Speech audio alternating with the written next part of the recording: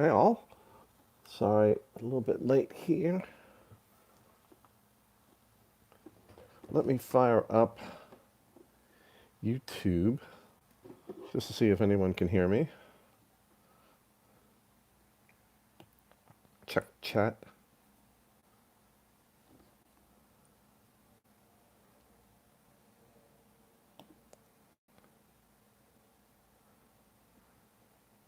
Okay. Excuse me. 99 bottles, boatless. Thank you. Hello, everybody. Had the headset little thingy, which I actually really like using this. Uh, I've had like 3 hour charge last night. Just turned it on, checked 3 hours. Hey, no problem. Put it back in the ear, turn it back on. It said, oh, 1 hour charge. And I'm like, what? And it was off overnight. I had no idea why they decided to do that. Justin, thanks for joining us. Scott Bogfoot, hello. Justin is one of our hardworking, maybe, I don't know how hard he actually works, luckily, but one of our moderators, and I really appreciate his helping out here, him and Alexander. It's been great, since we do have occasional trouble. Nothing like some other people do. So I went to Wired, and hopefully I don't move my hands around and rip it out, and we'll just charge the thing for next time. Andrew W., hello. Tracy Thompson, welcome back. Jason Wheeler. Stuart Airton. Jim Minion. Serge, hello. Mark Lane. Thanks for joining us, Mark. Well, and I'm knocking down. Ah, there you see, I'm already ripping it out. All right, how can we... Oh, I know. Don't cross the streams. Keep everything out of reach for this wire heading off in this direction. Maybe I can actually...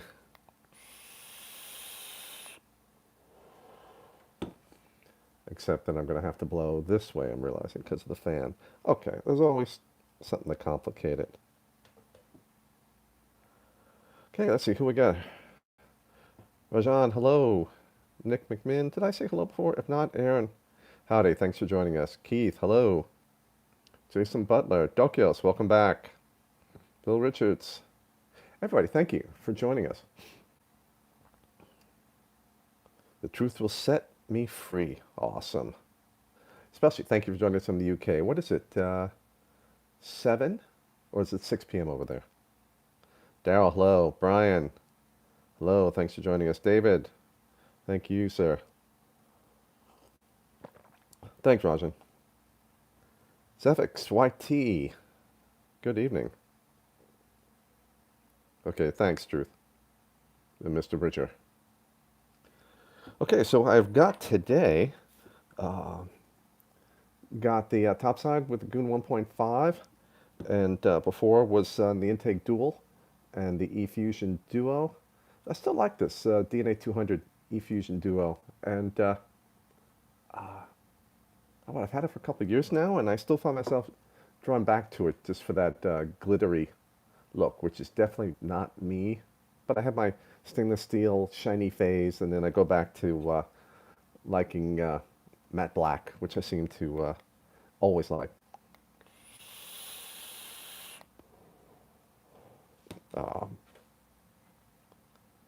see, looking over here now. Okay. It's becoming a challenge to do this twice a week. So we'll see what how much longer we can do it, whether people are still watching it or not. But thought the lunchtime one would be an easy one to do, but there's just so many things going on weekdays around lunchtime that it becomes an interesting challenge to get one fit in. But worst case, we'll still have the power hour on Sundays, which is not good for UK, EU, and a lot of other countries. But at a certain point, it's just like, oh, okay, I can't keep doing this. But so far, it's been fun trying it twice a week, and it lets us dive into a lot of topics too, which I enjoy, and hanging out with people in chat. That's always fun too. I don't get to do that very often. A lot of times, when I'm at a live show, someone else's, another vape show or vape team or something, I'm doing a million other things at the same time. and saying hello to a few people in chat, so it's always tough. Nick, running his goon in single mode. I haven't tried that yet, but I've heard some other people tried it and they've had decent success. Okay, for anybody who wants to have a question, well, I'm going to be going into the topic, so I won't be looking at questions, but just put battery space mooch in front of the question. You don't need at symbol, you don't need a hashtag, you just battery space mooch. And that tags up a nice bright red. It's easy for me to see in chat. Otherwise, I may or may not see it. It goes down. If I don't get to your question, wait a couple minutes, try again. And hopefully we get to everybody. Tilt the glasses a little above the ear, keep on nose, keeps the glare from showing in the shot. Okay, Mark, actually, let me check. Where is the, yeah, it's just there. Thank you, sir.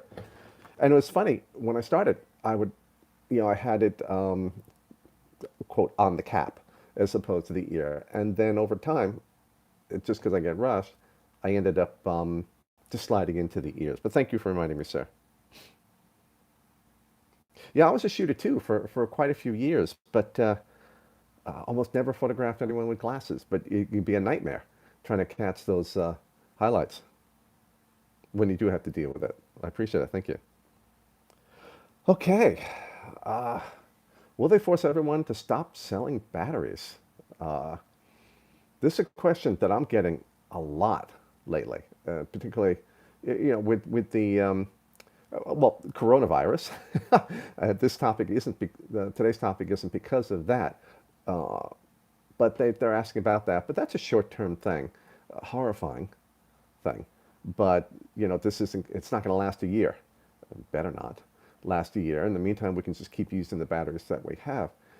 This is because of things that Samsung and LG are doing. Samsung in the UK, or at least starting there, and LG here in the United States, with I haven't seen them yet, but what I'm hearing are cease and desist letters, or at least requests to stop selling to vendors in the UK and the United States. And Murata already has had for a while now warnings on the can added. What was it, 2 years ago? Or 2018? Somewhere in there? That would be 2 years ago, approximately. So they've already had the warnings there. LG is also, their new wraps, which are rolling out through almost all the cells, certainly that we would ever use. They have new sets of warnings now, explicitly calling out vaping, electronic cigarette use. They took the warnings, put them off to the side. They still have their model numbers, batch codes, and all that, but now there are additional warnings added also. So with this kind of stuff here, there is an effort to get us to stop using these individual cells, which were never made for use outside of a battery pack. This is unauthorized use. We use them at our own risk, and there is risk. They're not made to be used outside of a fully protected battery pack, which is obvious when, well, maybe not obvious, but which makes sense when we start to see how thin the wraps are.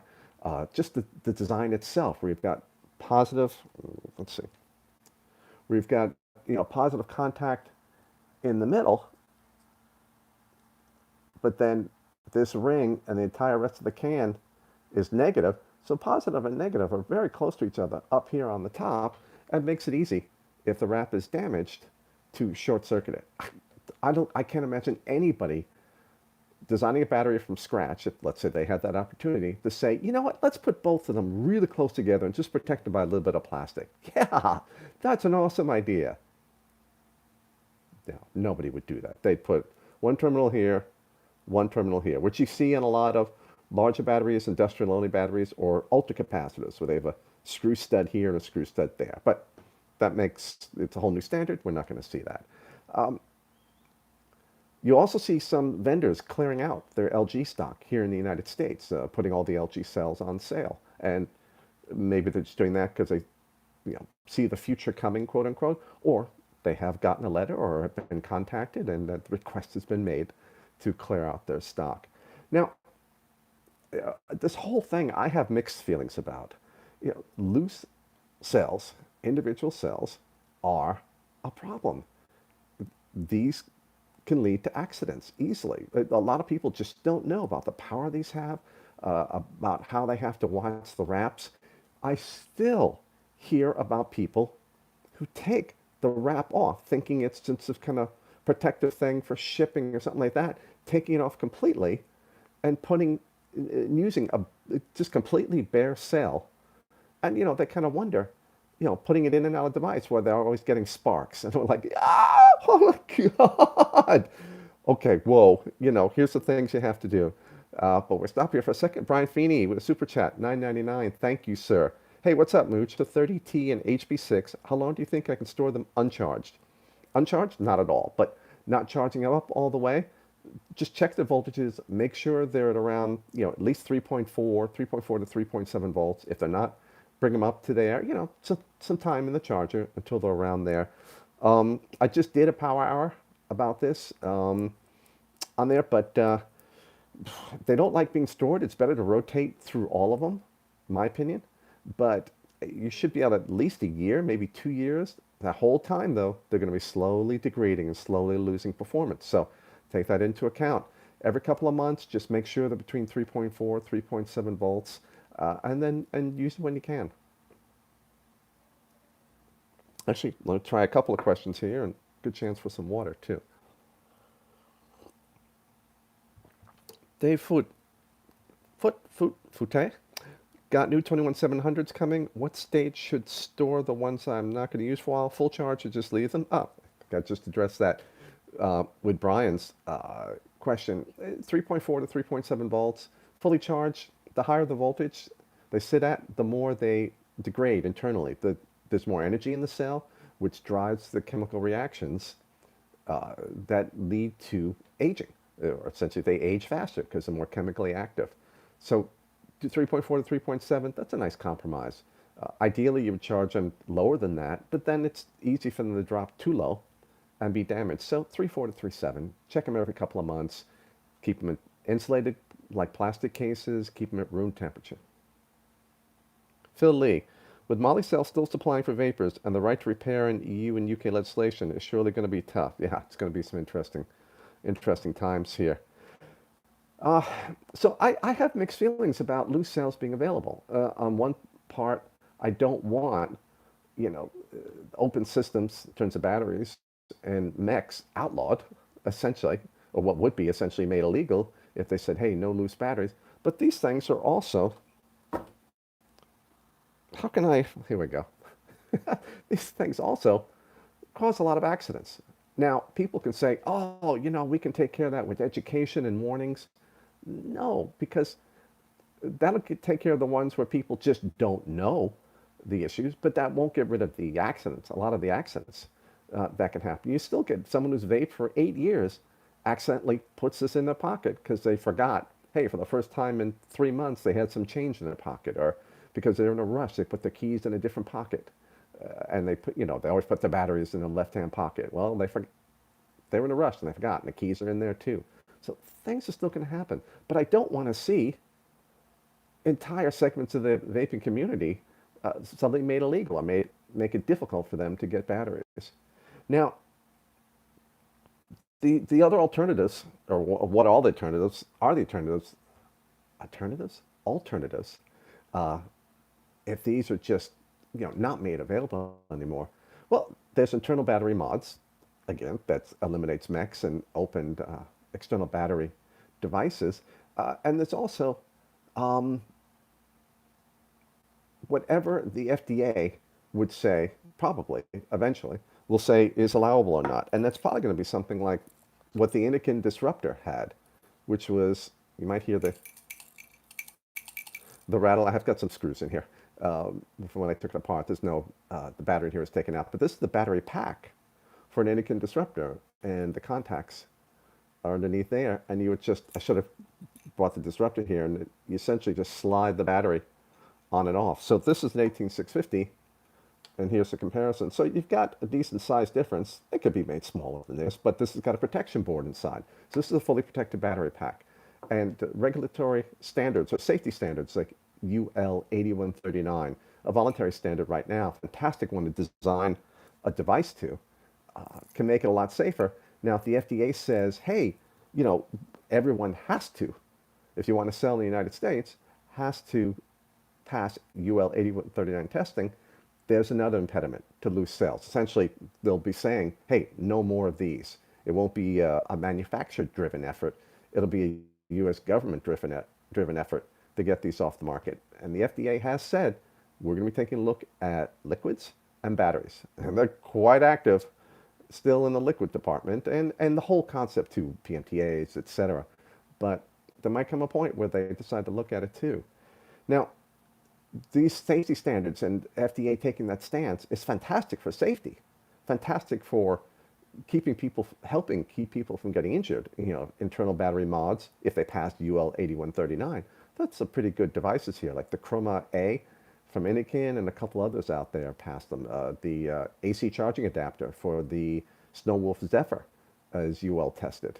So that's all fantastic. But again, it comes at the expense of huge swaths of our community to not have these available.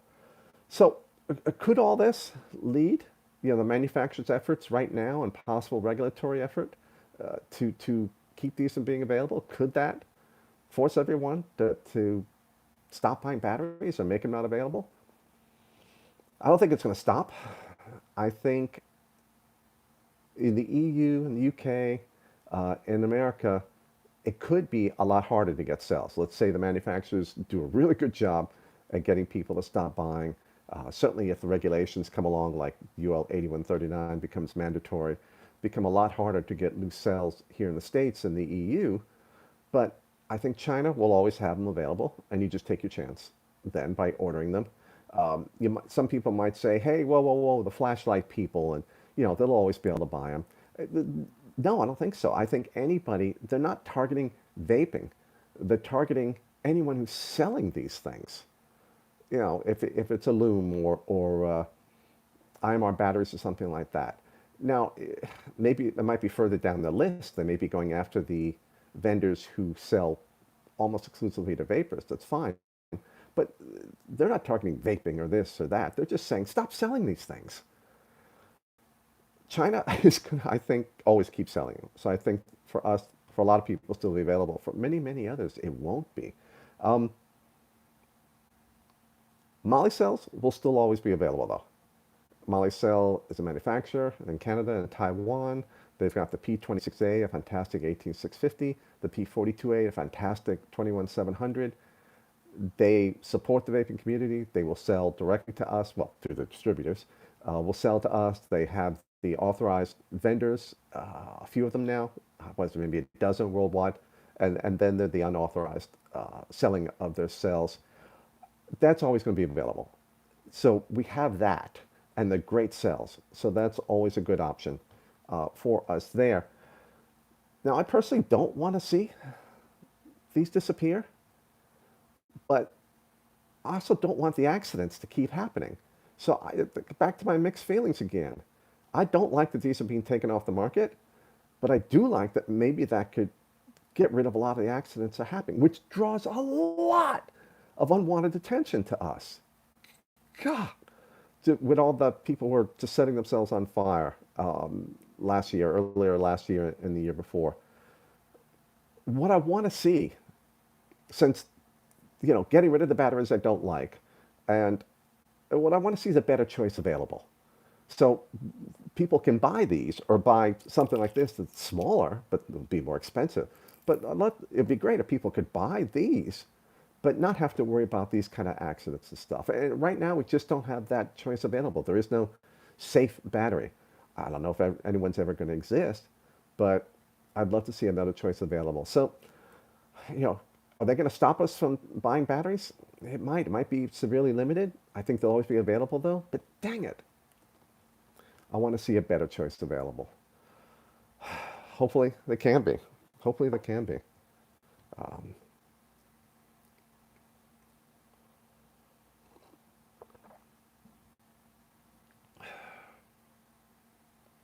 Brian Feeney, don't will probably be my answer. What did Brian Feeney ask?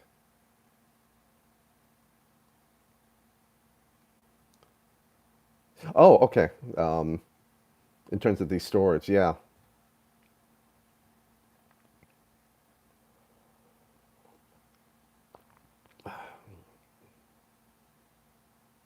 Just catching up here. Don't see any other questions that are outstanding, but Andy can certainly bring them up.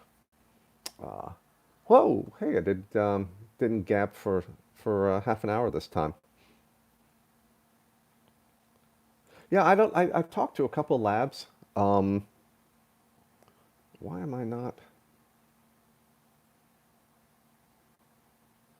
Aha, that was interesting.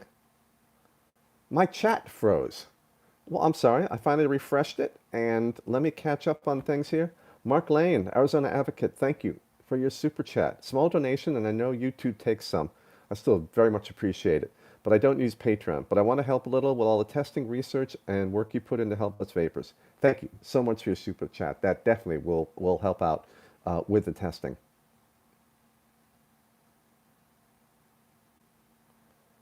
Scrolling down, Alexander, hello.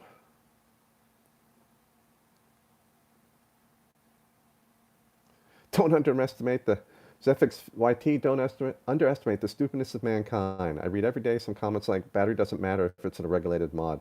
Yeah, and a lot of people just don't realize the power. People have grown up using AA, AAA alkalines, with 1/100th the power. They put those in your pocket. They get a little bit warm if they short out. Lithium-ion, it's just a whole nother thing. Mark Lane, Arizona Advocate, but aren't 18650s and others used in cordless tools products? Yes, they are, but that is an authorized use. They're never going to fight anything or say anything because Samsung, Sony, LG, Panasonic, Sanyo, everybody is still going to sell to the pack assemblers because that's what these cells are made for. So these power tool, electric vacuum cleaner, medical devices, they don't care about any of this stuff or any of the regulations because it doesn't affect them. What they're doing are the authorized uses, and they'll always be able to get cells directly from the manufacturers, which none of us can do. None of these cells are sold to end users, not at least authorized. They're only sold to pack assemblers. We get hold of them through people who get hold of excess inventory or some kind of back channel deal or something like that. Vaping Irish, Nick, yeah, thanks. I've never had that problem before, ever. But today there was a problem.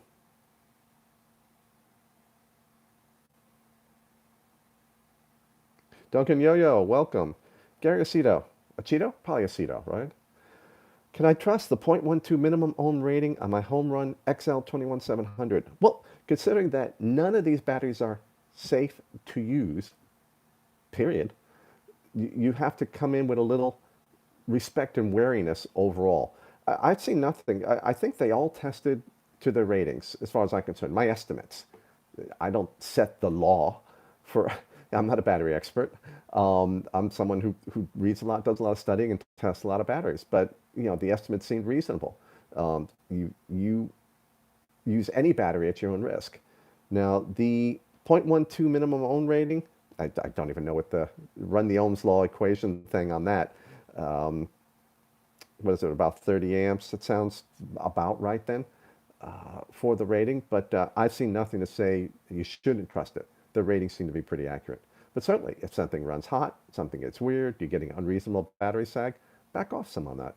Um, I'd always say, hey, use something like the Molicel P42A or some Samsung 30T if you're running high power, because you're backed up then by one of the major manufacturers as opposed to a cell that's been wrapped.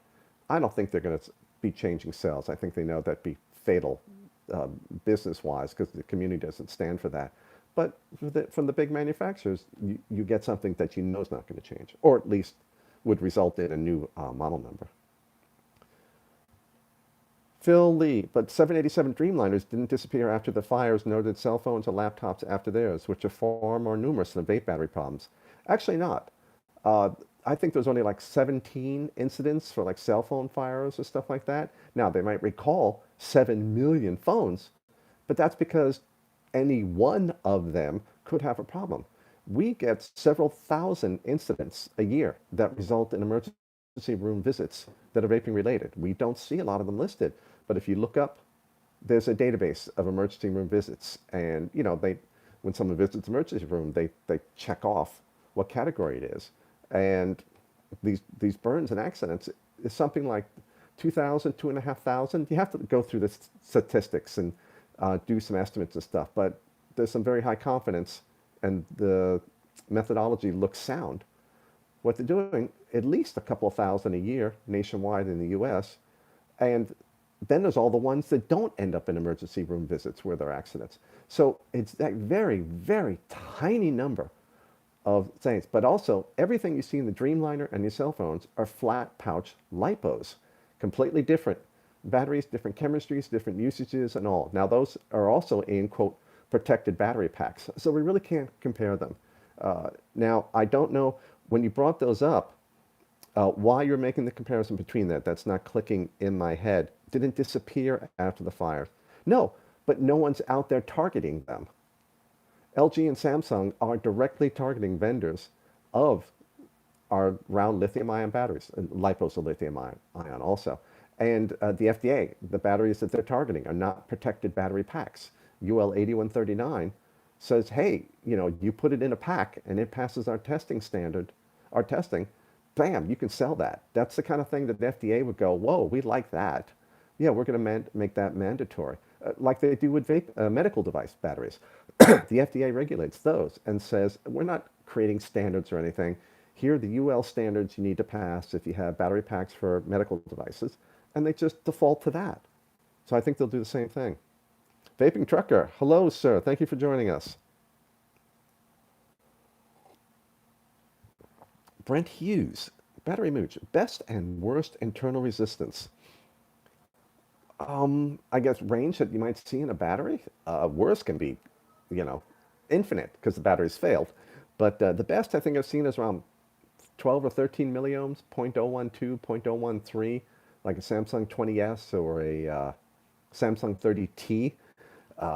The 5 amp batteries, 10 amp batteries run about 50 milliohms, 0.05. As batteries age, zero point 0.1 ohms, zero point 0.2 ohms, you can get to some pretty high numbers.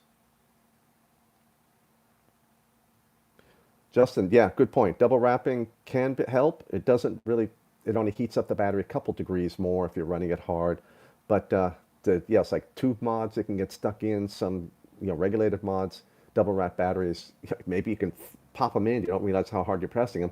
But then if you don't have a pull tab, you're in trouble pulling out. Also, double wrapping up on top and the bottom can make it easier for the contacts to grab. If they're already grabbing, a double wrap can now get a better purchase on that, and you can get more wrap damage.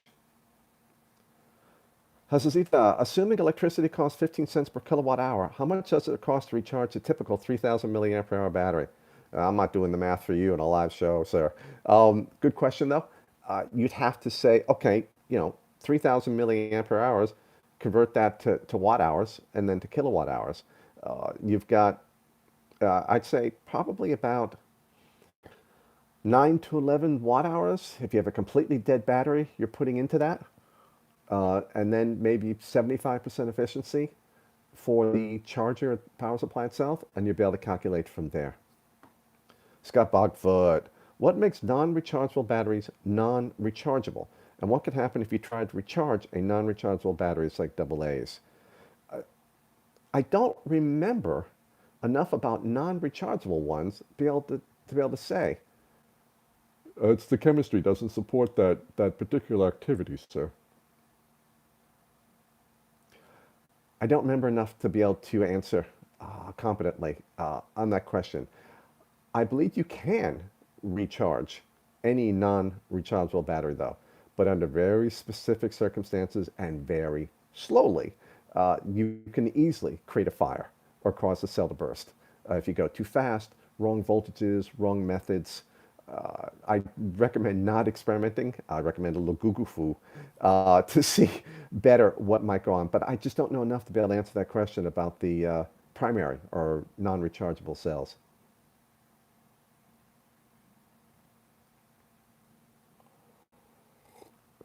Stian Halverson uses clear wraps on top of the original wrap. Yeah, that's what I've done a bunch of times. Or just clear, double clears, because you get to write all over the cell. Faceless Vapor, thank you for joining us. Question, most manufacturers don't recommend using batteries out of a pack, so is a dual A dual triple safer than a single in both mouth to lung or direct to lung, as dual triple is a pack. Well, a pack, certainly for me, what I'm talking about is a self-contained, protected. I'm going to be using it as a self-contained, protected entity. Namely, if I, stick a screwdriver into the contacts, nothing will happen. Put some wire across the two contacts, nothing will happen because it's protected. Now you can say, well, a light bulb battery pack, you can short circuit instantly. Yes, a physical entity is what a pack can just be, multiple cells put together. But let's say a 3 battery regulated mod using 3 loose batteries, that's not a battery pack. You're just putting in 3 loose batteries into the mod.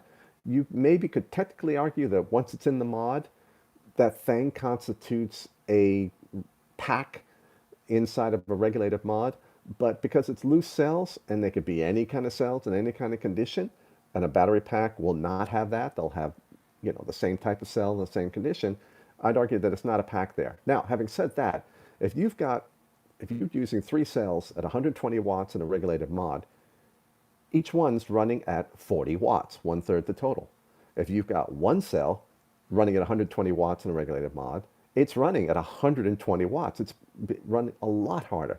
So the more choosing any, at any particular wattage setting, the more batteries you have, the easier the running. The less stress is on the battery because the power is being divided up on more and more batteries.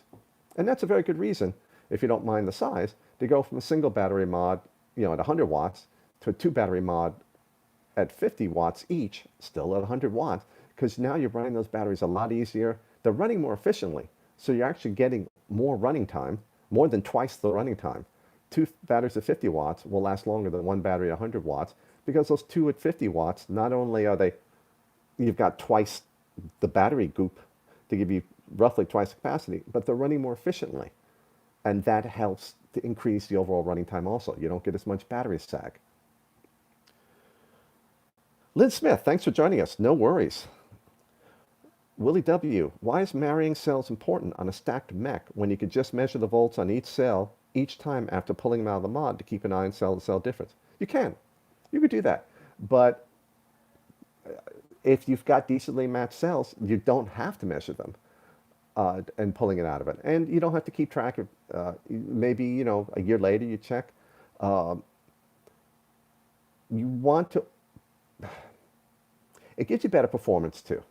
If you've got 1 cell, if you're always checking, then you don't need to have marrying cells. The principle behind marrying cells is almost no one's going to be checking all this kind of stuff.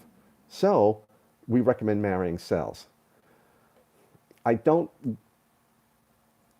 want this to lead into, oh, I can take a Samsung 20S in an adapter and a Samsung 30T without adapter, put in a 21700 stack mech, and just go ahead and use that because that 2000 mod doesn't matter. I'll notice when the voltage is dropping, I'll pull them out, I'll make sure I didn't go below 2.5. That's setting up a very specific circumstance that just can't be turned into general recommendations. Well, and I touched on this in the previous Power Hour. What we have to do when recommending something is assume worst cases. Because if anyone can have a worst case, then everyone we make a recommendation to has to have that recommendation, essentially. That's what I was trying to say. So we recommend marrying cells to everybody because any one person could be the worst case where that marrying cells is really, really important. But for any particular individual person who makes an effort to prevent problems, marrying cells just isn't going to be necessary because they're taking all the precautions to make sure it isn't necessary, if that made any kind of sense.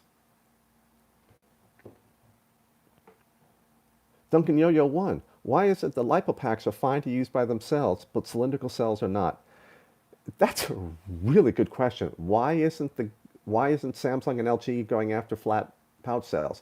Well, flat pouch cell users aren't blowing themselves up.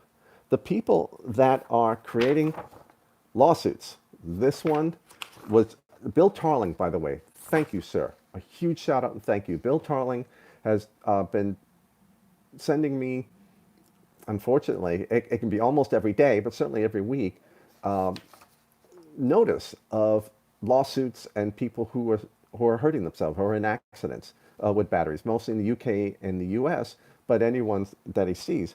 And this one, there was a death last year. A fellow sitting in his car fired up a mech, I think it was a mech, and it lacerated his neck, excuse me, and he died in the hospital 2 days later. Now, we can argue user error. We could argue the hospital let him die because of poor care. That is irrelevant. What happened is he died using a vaping device, and they are naming LG as having a defective battery. Now, the defect rate for an LG battery is the one most often quoted number is 1 in 1 million. The odds of that being a defective battery at the moment he vaped with it's so low. But these things are being filed, and I see these all the time. They just name everybody because they want money for the deaths, for the horrifying injuries. And where was I? Oh, lipo. So people with lipo packs know those things can blow up really violently. And also a really good, they're not fine to use by themselves. The chemistry in lipo is the most volatile of the ones we can use. It catches fire at the lowest temperature and it has by far the most extreme reactions. But pouch cells are these flimsy things that burst at a much lower pressure level, even though they do it much easier, quote, much easier. Also, almost, the lipo packs that you hear that do go, so at least the packs, are used in cars and RC cars and boats and things like that. They're not being held next to someone's face. So if a pack goes off in an RC car or an airplane, odds are someone's not being injured by that. Now, they do use lipo cells in most internal battery devices. And that's a problem because we're putting them up to our faces. But because it's inside a device, hopefully there's precaution or there's protections that the devices have are working and are keeping them from being a problem. So they're not fine to use, but it's circumstances of use, namely internally into a device with protections or in a device where, like an RC car, where it just doesn't injure somebody if something goes off, can make it seem like they're better, but they're really not. They're a worse option in terms of safety. But because of the circumstances for the use, we get very few people, a very small part of the community takes lipo packs and is pulling them in and out of their devices, the DIY box mod community or something like that. Faceless Vapor, battery mooch in front, please. Just so I don't miss your question. I'm not trying to be a tyrant. What 1860 would you recommend for vaping? Well, are you vaping at 10 watts or 1,000 watts? Is it one battery or 5 battery mod? Check. I've got, maybe half a dozen I can recommend depending on how you vape. Check the description section for this video. Go to my blog at ECF. I have recommended batteries tables. And depending if you have a regulated or unregulated device and your power level, you can get a couple of great choices. Mr. Brain Booger, Cody's lab did recharge alkalines. It can be done. I just do not recommend it. It's not efficient. It doesn't give you any kind of decent performance when you discharge them again. But technically, it's possible. I just recommend, no, just don't do it. Don't do it.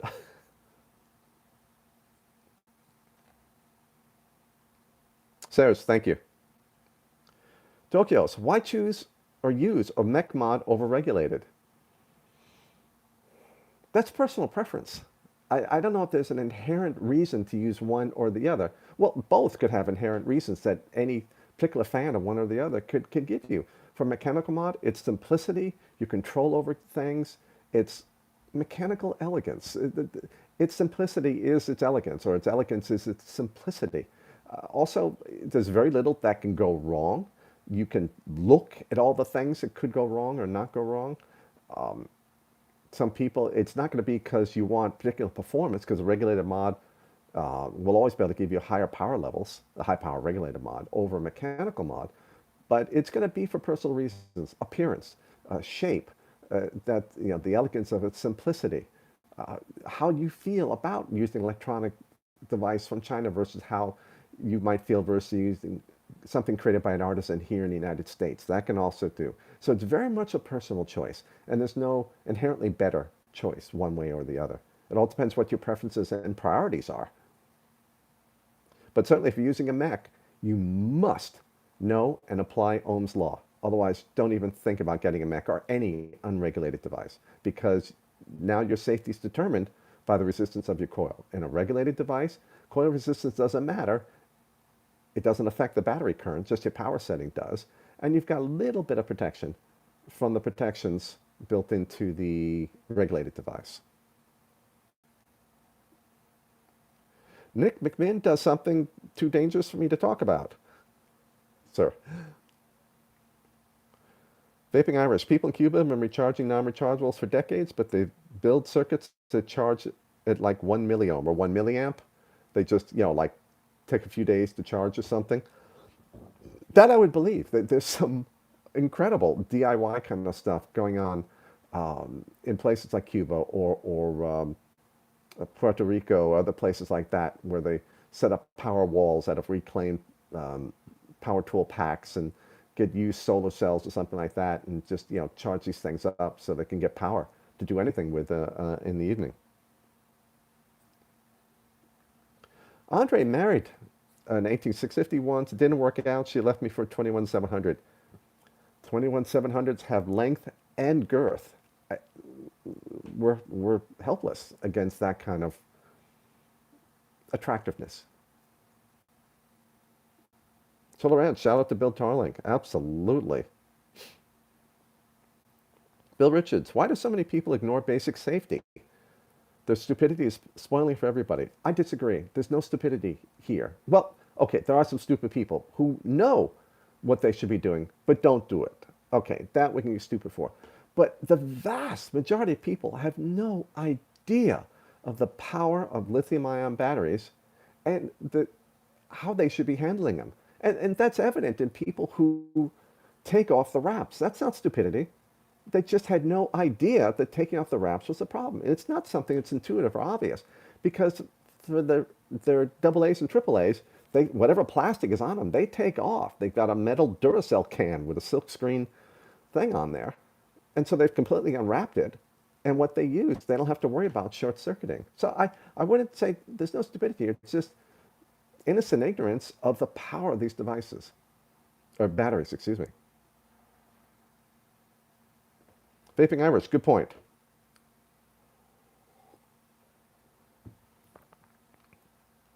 London Vapor, time for us to all start using Molly cells from now on. Or protected battery packs, which I think is going to be what we start to see more and more of as time goes on. And I just realized, why do I feel so weird? I'm like, I haven't had a vape. It's funny how I vape when I'm stressed. And right now I'm chilling and hanging out. But at a certain point, it kind of builds up. And you're like, why do I feel uncomfortable? And you realize that's the urge building up, but I'm too busy doing something to recognize it's the urge until I suddenly go, oh crap. Ta-da.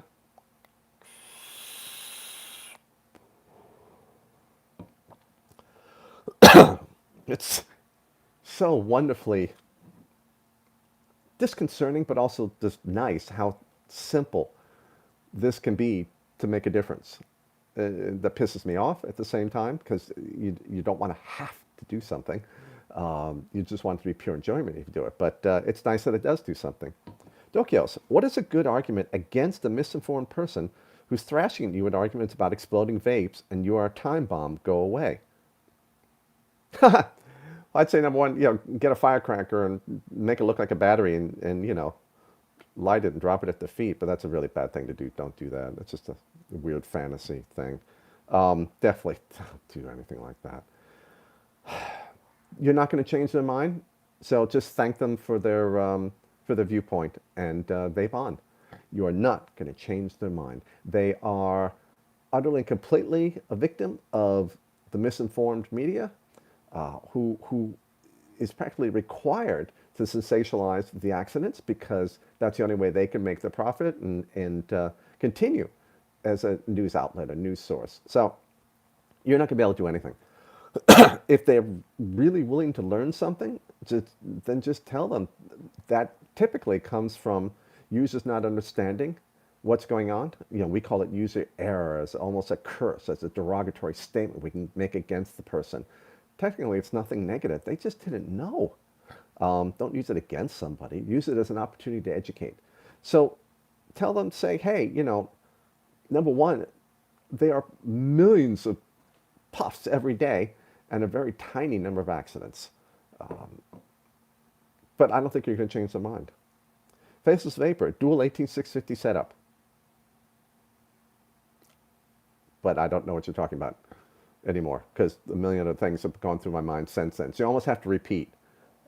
If you're adding on to something, you almost have to repeat what you had said. Vaping Iris. Lipos are basically just held together by foil and usually have a protective circuit if it is a protected battery pack. But for RC cars and everything else, you've got bare cell, just the cells held together by shrink wrap with soldered connection to a wire pigtail and a connector. That's it. For cell phones, tablets, laptops, etc., that might have replaceable battery packs, yes, those are lipos, and they should have a protective circuit inside and a hard shell, which a lot of lipo packs do not have. Quote, packs. You can't educate stupid. It's not stupidity, though. For the ones who are stupid, you give them, you try, quote unquote stupid, you try to educate them. If they go, yes, okay, I understand, but I'm not doing that. Okay, that's just stupid. And there's nothing you can do then. You've made your effort. Met loads of idiots using wrong batteries. Pointless trying to educate half of them. They're not idiots, though. Most of them just don't know. I feel, the vast majority of them aren't idiots. They just don't know. Like, truly, no. They just think you're ranting and raving and they don't realize there's a problem. Again, if you tell them, if you're not ranting at them, but if you truly try to educate and they just go, no, screw that. Okay, fine. Then you can call them an idiot.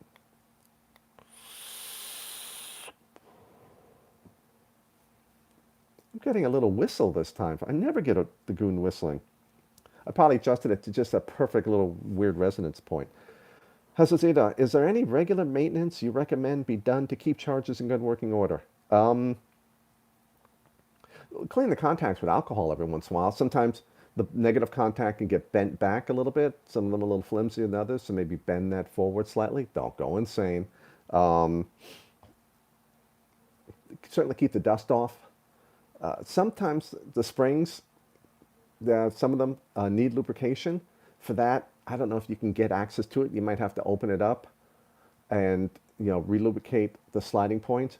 Do not do that on any charger that is plugged into the wall directly, even if you unplug it and go. The ones that have that don't have a wall wart. In fact, you know what? No, because I can't go through all the circumstances. Never open up a charger. If the springs are getting too stiff to use, replace the charger. Otherwise, just clean the contacts a little bit. That's about all you should ever have to do. Faceless Vapor, dual setup, 0.15 at 90 watts. But what was your question, though? You have a dual setup, you're at 90 watts, but I don't know what your question was originally. I'm sorry, I don't remember. Vaping Trucker. I was at delivery the other day, and the guy had a set of fully charged batteries in his pocket with a set of keys. I tried to educate him, but he looked at me like I was talking another language. Yeah, I mean, all we can do is say, dude, that is incredibly dangerous. Please put them in the other pocket. Go home, watch YouTube videos on exploding batteries to see what can happen.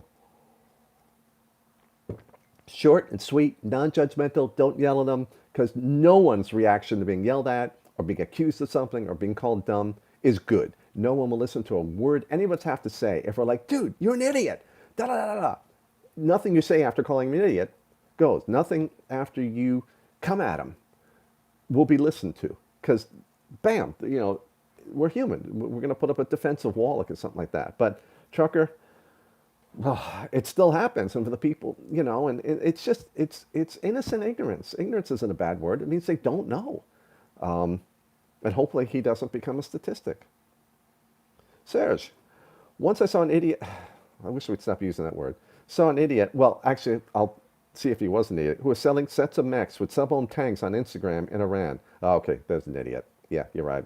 I just put some comments and he blocked me. Yeah, and there's nothing we can do. Now, there may be sub-ohm tanks where you can, but the problem for everyone else, with a hybrid top mechanical mod, yeah, and I didn't bring one, there's a direct connection from the pin at the bottom of the tank to the top of the battery. The problem is in a sub-ohm tank, since you can unscrew it, remove the coil, which on a lot has the pin, the 510 pin, or makes a 510 connection. The problem is the 510 connection on a sub-ohm tank may be recessed, it may be flat, it has to stick out. And so only the positive pin touches the top of the battery. If the positive pin pulls back a little bit and the outside negative part comes down and also touches the battery, then you can short circuit the battery because the positive and negative part of the tank is touching the battery at the same time. I don't have... okay, here we go. Here's what it should look like, where the pin sticks out, and these are the threads of your tank. Problem is, on some tanks, the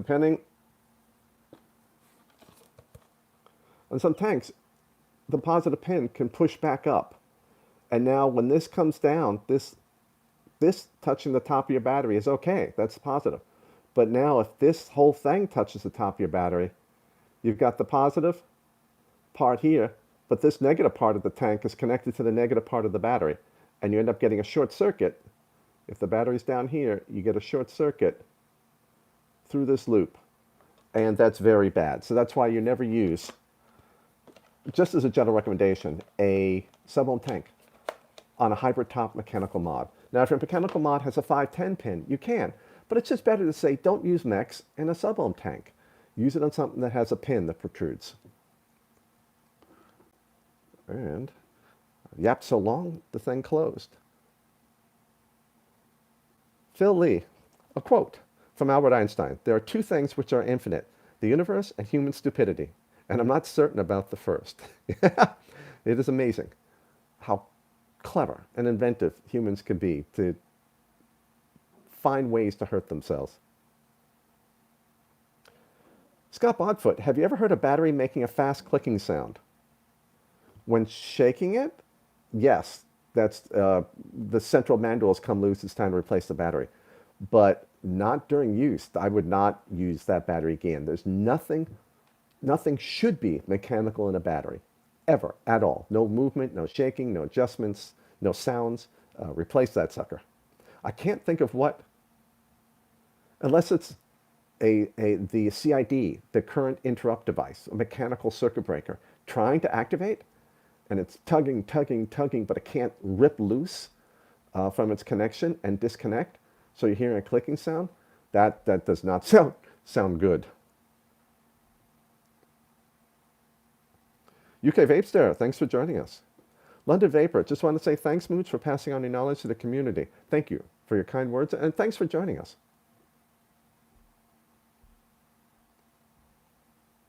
Bill Richards, been vaping for 9 years, had one battery nearly vent, got pretty warm, put it in a film can, and disposed of it. I hope a metal film can. I'm thinking the little plastic, film cassette cans. V-Dog with a flex piece, and dude, I met someone at work who was using a button top battery in a mech mod. Fortunately, he's now using moly cells. Yeah, button tops typically, the button tops, manufacturers don't make button tops. They're added by other people who then sell button top batteries. If they do a good job, it's spot welded in 3 or 4 places. That just makes for a moderately crappy connection. Some of them just put the button top on and heat shrink something over it, and they just use pressure. That's a very, very bad connection. So I would not, unless they're 1.6 ohm mouth to lung vapor using a mech, I would not recommend button top cells in a mech. Goon can whistle if the coil is too high. Oh, okay. Maybe I accidentally pulled up a little bit. Actually, what I'll do is I'll do a little tweak here. Let's see if it whistles again. I may have moved the coils. That didn't change the whistle at all. Thank you, sir. I'll check that. Boy, did I not blow that the right way. Willie W., what does Eagle 1 Never Dull do for screw threads that isopropyl alcohol does not? I've never used Eagle 1. I used Never Dull, which I love, because I can get it into threads easily and get them out just as easily. I use toothbrush, soapy water. Isopropyl alcohol won't remove oxidation. It'll just remove greases and things like that. Never Dull will remove the oxidation. from brass, silver, copper, a little bit from stainless steel. And it's just a better way to keep completely clean. What I'll do is soapy water, toothbrush scrub, never dull, over and over and over and over and over and over. It takes about a half hour. You wet it, you come back in a minute, scrub it out, leaving it wet, come back in a minute, scrub it out. You do that a few times. And, until you sure you get, because it needs time to dissolve the oxidation. Then you scrub, refresh the never dull in there, let it work in the oxidation. Now, if you're doing this a couple times a week, you don't need to do it much. If you do it once a month, you need to do it a lot. I don't know what Eagle One does. I don't know if it's a solvent or if it's just an alcohol type thing. Bill Richards, Faceless Vapor wanted the battery recommendation. I think for what he says, Molicel P26A or Murata VTC5A. Okay, a 2 battery mod at, I believe, 90 watts, he said. You could use a VTC6 or a Samsung 30Q. You don't want to go above 90 watts. So if you're ever going to go above 90 watts at 2 battery mod, then I'd say Molicel P26A. If you can't find that, a VTC5A. Good recommendation, sir. Greasy. I've showed a few mech users batteries exploding, and they still use rip wraps, etc. Gave up on a few friends that use mechs because they think they look cool. That's the problem. The mechs have this, badass, cool user reputations, which attracts a lot of people who shouldn't be using mechs yet, who should be learning a lot more. And in some countries, that's all that's available. You go to the Philippines, and a lot of mech users, because mechs are just easier to find, I think. Pup Man is voting for Trump best way to avoid future flavor bans. I don't know. A lot of what Trump would ban or not ban is based on who he's listened to lately. What was it, September? Trump was like, flavor ban. Then he listened to some other people and it's like, oh, that was a stupid idea. I can't say one way or the other with Trump because it's all going to be who has his ear latest. What does he feel his base is interested in or not interested in? Because that's the way he's going to vote, in my opinion.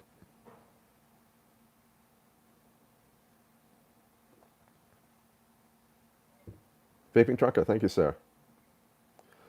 Phil Lee, almost cell tanks of floating 510 pins. So one dented coil contact will recess the 510. Ah, good point. Thank you, sir. I'd forgotten about that. Dragon Ass Babe. This is visions. A saying describing stupid versus ignorance. Stupid is a choice. Ignorance is someone who want thought. Ignorant can learn to use a product properly. If they refuse, that is stupidity. There we go. Yeah, that's a good way of putting it. Jason Butler, I agree with you, Mooch. Most scenarios, it's not stupidity, it's the uneducated or uninformed. If someone sees something of danger, they'll insult them, inform them. Mike Berg, welcome, sir. Akeem Burks, so, I'm glad you joined us, even though you're late. Bubby Blindy, or Blindy. It's Blindy, right? Much love from New Zealand. Bro, my thanks. Thank you for joining us. Susan Cooper, good morning. Phil Lee, having the right size taper and dive would get the oxidation out. Yes, it could, if you're constantly chasing the threads. But a little never dull can be a little bit easier. And the threads will last longer at that size.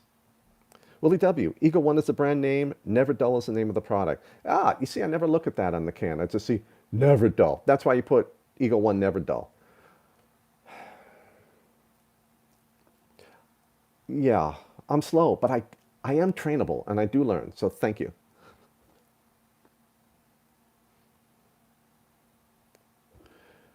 Mr. Mufu, to you, do you recommend using Nolax, Nolax, the anti-oxidation things? If you're not maintaining your mech as much otherwise, yeah, I think on the threads, Nolax.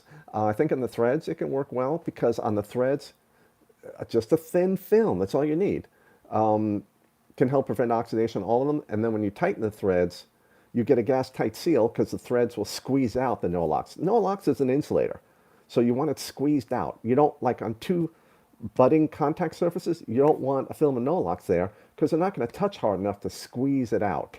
And flat contacts are easy to do otherwise. It's not going to increase conductivity at all versus nicely clean contacts. It can't. There's nothing in it. It's an insulator, but it can keep oxidation away from points that you're not cleaning, if that makes sense. So it really depends a lot on how you maintain your mix. If you're using Never Dull anywhere, the Nolox isn't going to help. But if you have points where you're like, oh, I just don't want to deal with the maintenance on this, let me just use this Nolox here and I don't have to clean as often. Yeah, we'll go for a little bit longer since questions are still coming in. James Potts, when rewrapping batteries, do you recommend removing the previous wrap first? Well, otherwise, you're just double wrapping the battery. So you've got to remove the previous wrap to re-wrap. If you keep the previous wrap and put another wrap over it, you're just double wrapping. Make sure you keep the top insulating ring, that your batteries aren't rolling anywhere. Standard precautions, don't do it unless you're aware that, hey, I've got a naked battery here and I can't let it touch anything. Also, you don't want to overheat the battery, etc. Check on YouTube for the videos on that. Mike Vapes did a rewrapping video.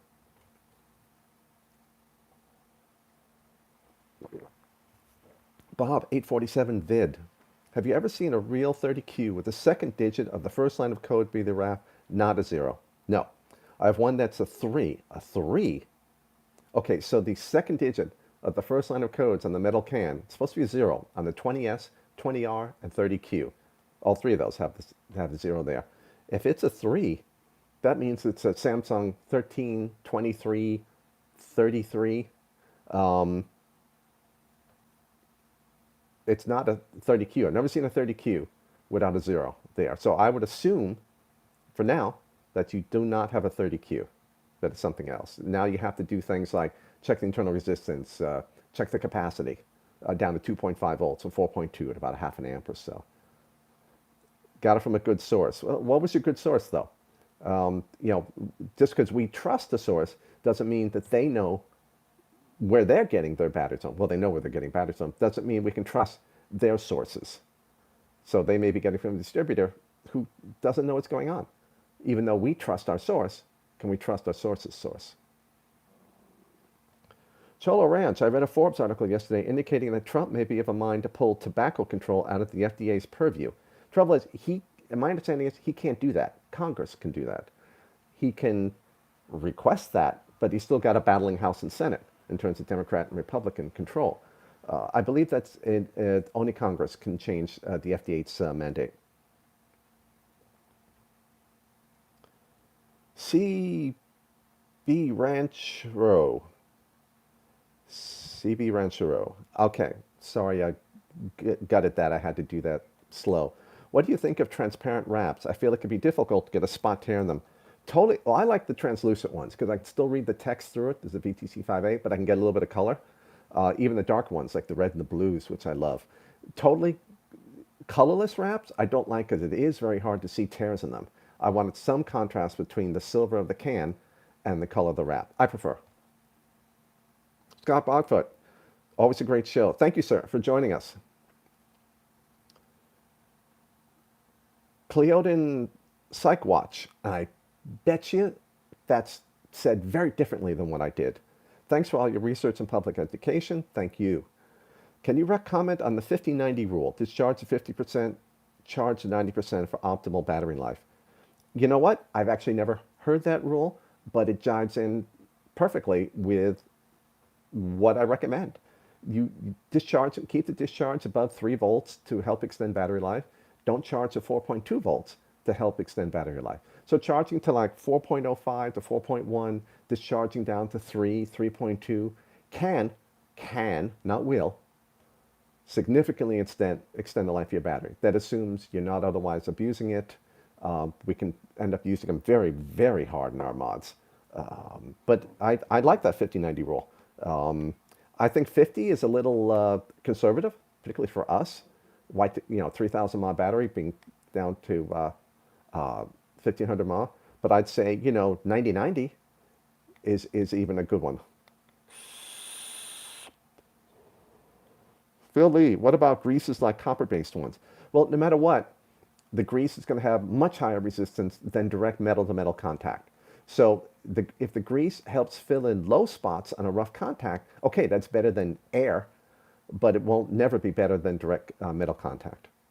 James Potts, thank you, Battery Mooch. You're welcome. I don't remember what I did, but maybe that's an overall thank you.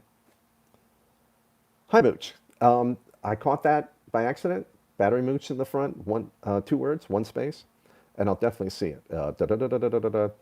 Peter Daniel Brutman, discharging and over discharging.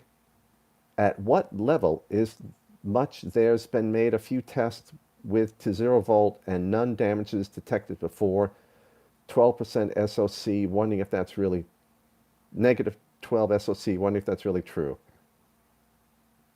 Okay, I think you're asking is about damage to 0 volt and negative 12% SOC. I saw that. That was particular battery chemistry, particular batteries. This is important. There are other reports that show damage, dissolution of the copper electrode, namely dissolves, starting at 2 volts, 2.0 volts. Now, the test he's referring to saw no damage down to 0 volts, and the damage didn't appear until it was like negative 12% state of charge. But you do that to other cells, and you can cause them to explode. So the chemistry and the cell type is very, very important. And if any battery can be damaged coming down to, if there's any battery out there that can be damaged, start getting damaged at 2 volts or lower, then we have to tell everybody to not have any battery allowed to go to 2.0, preferably 2.5, the rating, because we don't know what battery they're going to use. But there are batteries out there, I'm completely convinced, that can survive going down to 0 volts and maybe even a little bit negative and not have a problem. But since we don't know what anyone's using and what cells that encompass that might be applied to, we have to say don't allow it to happen to any batteries. And it's time dependent too. If you're using a Mac and you put it on your charger and it's 2 volts, well, you just used it down. Charge it back up slowly a bit, and then it's okay. But if you pull it out in the closet at 2 volts or 1 volt or 0 volts, no, don't recharge that battery because we don't know if there's damage or not.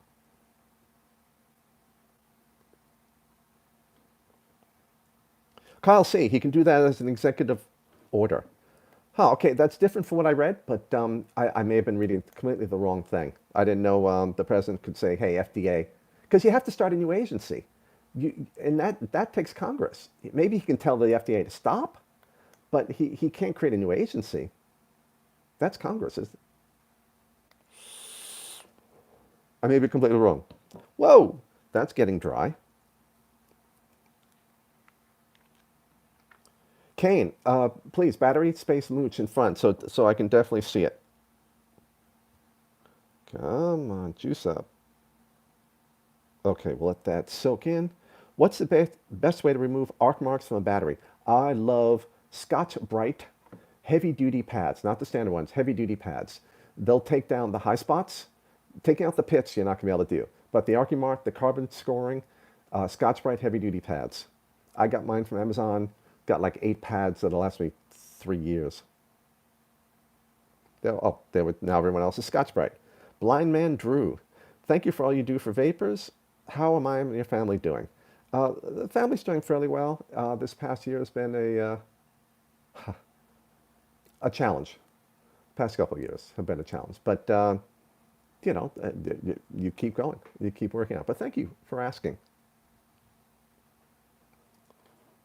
The Clearden Psych Watch, I'm zapping. I hope I'm not spreading an urban myth. If you remember heard of it, maybe it's wrong. No, the 1590 is something, I can see that totally as being a certain community or a certain person who wrote an article said, hey, I got a great idea. Let's call it the 1590 rule. And they use it. But it's what they're referring to. And what they're referring to is very sound, very true principle. A limited discharge cycle, not charging to full and not discharging all the way, is a fantastic way to extend the life of a battery. And it's something I've always recommended. It's just hard for us to do. It's hard to find charges that you can set to 4.1 volts. You lose capacity.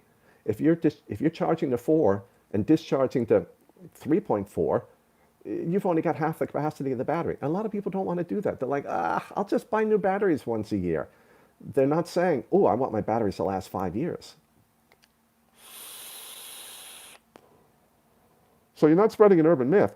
It's just, what someone might call it. You might find somebody else who calls it the 70-70 mandatory battery rule. It's ridiculous, but they'll call it that. And we don't know. That's also the same thing as a 50-90, just at slightly different numbers. Phil Lee, I don't know, but my understanding is that Congress and Senate say what needs to be done. How it's done is down to the executive branch. Okay, again, I'm completely ignorant of it. I was just going by something I remember from one article. You are probably correct. I am probably wrong. Tokios, I use Fogstar here in the UK. Yeah, Fogstar is a great UK source. 18650 UK is another great source, guys. Thanks. Felt cleaning pens are great for cleaning battery marks and gunk off batteries. Felt cleaning pens. I've never used those, but they don't sound very rough. I bet you they can get dirt stuff off. Do they get the high points? Are they rough enough to get the high points from the arcing marks off? Because I need to see what those things are. Almighty Empot, please, battery mooch in the front if you want me to see the question for sure. What is the best 21700 battery currently for mech mods? There is no best because it depends what your priorities are, but the hardest hitting one is the Samsung 30T. The next one is the Molicel P42A, which actually runs longer and hits harder after the first third of a discharge. So that may be the best for you. You're like, no, I run my batteries down to like 3.23 volts. I'm using them in the mech for a while. Then the P42A is a better choice. If you're taking 20 puffs and then replacing a battery, then the 30T is a better choice because it hits harder for that first third of the discharge. I'll go for a little bit longer.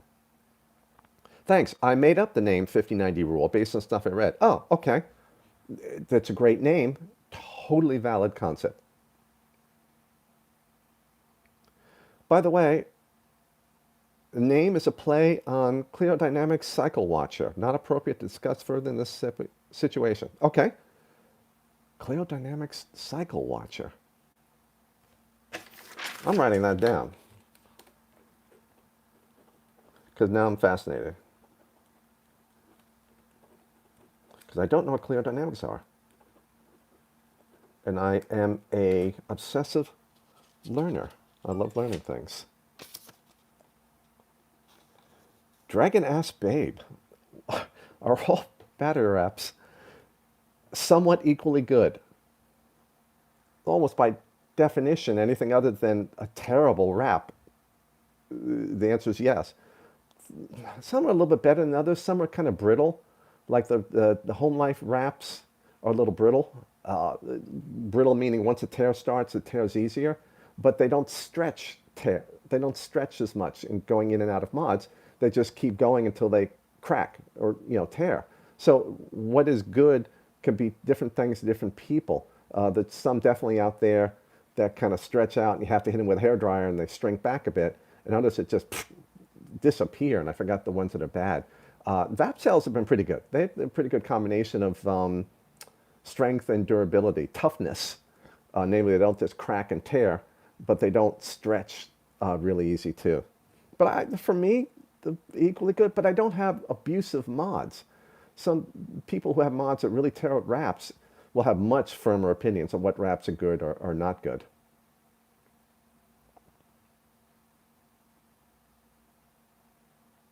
London Vapor, just seen a post from Fogstar regarding the issue with Samsung legal action. Yeah, they are active in the UK, and I think there's no reason they're not coming to America once they're done with the UK.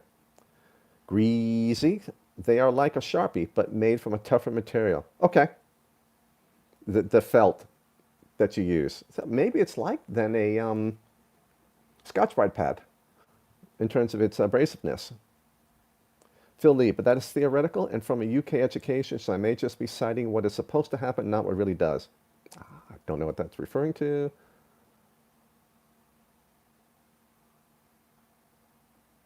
Some stock wraps, CB Ranchero, some stock wraps are plain horrible, like Listman. And it's been a while since I Some of the rewrapping companies, yeah, do use junk because they're cheaper. VapCell, who cares about their reputation, is using good wrap, I think. Vape Master Chris, I got my first lipo mod with changeable lipo. Are there special safety precautions different from conventional round lithium-ion? Well, you've got a very delicate, if it's a shrink-wrapped lipo battery pack, everything for regular lithium-ion, lipos are lithium-ion, they're just different chemistry, but they still shuttle lithium ions back and forth. You have to deal with extra temperature sensitivity and a lot greater physical sensitivity. Namely, they're much more easily damaged. You drop an 18650, it may or may not dent. You drop a pouch lipo, it's denting and it could go into runaway because it has dented a lot further. So you've got to be a lot more careful with those in terms of the temperatures they'd be exposed to, in terms of abuse they might take, and that's it. Cleodon? Boy, I'd like to know how to pronounce your first name there. Psychwatch? Cleodynamics. Peter Turchin is an academic who marries evolutionary biology and history, warning some might find it depressing stuff. Evolutionary biology is essentially history, in my mind. It's a history of biology, so it sounds interesting. Jim Minion, he uses a fiberglass scratch pen, works well, cool, good recommendation. Pat, Yagachik? Don't regulated mods cut off usually at 3.2 volts to protect the batteries? Yes.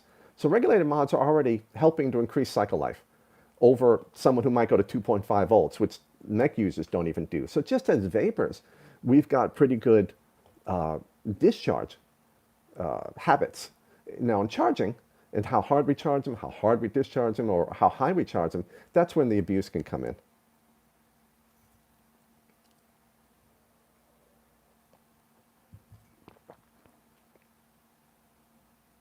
VDog, e-bike pack with 30 Ts. You can go insane with the current draw on that. You're actually going to be limited by interconnects and your wiring, because you'd be able to do hundreds of amps easily. Nefariant, you are indeed late, sir. You're waiting for a unicorn vert today, will arrive today, but I'm sick, I won't enjoy it. Well, at least you can fondle it, sleep with it, and hopefully you're feeling better tomorrow, sir. Or at least it doesn't get any worse tomorrow. I know things can take in 2 days. All right, we'll go to 1:30 at the latest. My stomach is growling again. Cleo, I have an electronics background. It's always bugged me that vape thought leaders teach I equals V over nominal coil resistance without talking about cold R versus hot R. Comment. I think it's not mentioned a lot. It's left for more experienced vapors to work that out, particularly with stainless steel. Now with Canthal, it's just not a concern, which is why you don't see it for years of vape talk. It's really with stainless steel where it becomes an issue, because stainless steel you can use not in temperature control. You can use the standard power mode, and you might have a 0.17 coil that rises up to 0.21. I think a lot of times they don't talk about it and don't mention it because it actually becomes safer as it becomes hotter, because the resistance goes up if you got it in a mech or something like that, and it makes people's heads explode. Just mentioning the concept of coil resistance makes a lot of people's eyes roll up into the back of their head. They don't want to deal with it, but certainly if they're using a mech, they should. In a regulated mod, it doesn't matter if the resistance goes, in my example, from 0.17 to a 0.21 for stainless steel coils. My Fuse Clapton's set, pair of those, start at 0.17 and can rise to about 0.21. So there are only a limited number of circumstances where it makes an actual difference, and it actually errs on the side of safety. So I think a lot of them just go, they'll learn about it. I don't want to deal with all the questions I'll get. I don't, because that's something I think about when I say, hey, let me talk about this in a video. I'm going to get a flood of questions about that. Do I want to deal with all those questions? Sometimes, and you go, no, I'll combine that topic with something else and I'll deal with all of them later. So maybe that's entering into their minds. But yeah, it's definitely there for some wire types. Stop trying to correctly pronounce my fake name. Well, then tell me how to pronounce it correctly.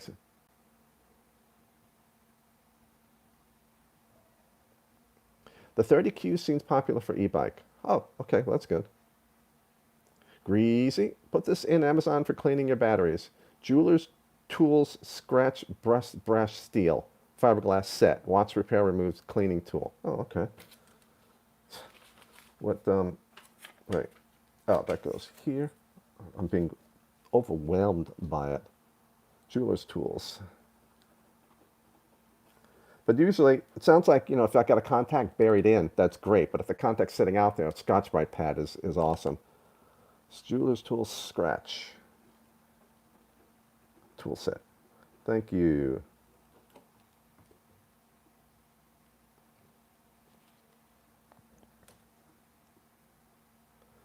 Let's see, I'm just seeing if I missed anything. Although I think we'll about cut it off here.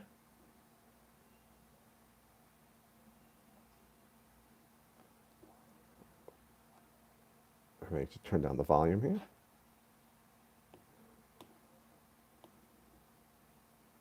Okay. All right, well, I think it looks like we are pretty much done with the questions. I'm about to fall out of the chair with hunger. Peter Daniel Bertman, thank you, sir. I want to thank, and I'm out of water. I want to thank everybody for coming. I really appreciate you joining us today and taking time out of your schedule for this. So not great news with what I think is going to be less and less availability for batteries, but I'm hoping somewhere out of all this can drive further, making a better battery available. I don't think it's going to be a battery. I think that's going to be years, but maybe a battery pack that can be better for that.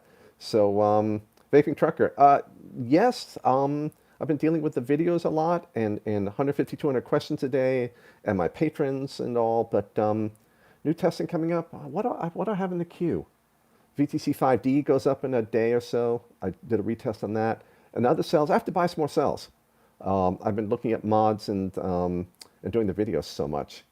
Let's see, Phil Lee, Fiberglass Pens, loves them. Internal thread cleaning. Interesting. Nick McMinn, great show. Everyone else, thank you so much for your time. Thank you for joining us. Hopefully I'll see you again Sunday night, and enjoy your day.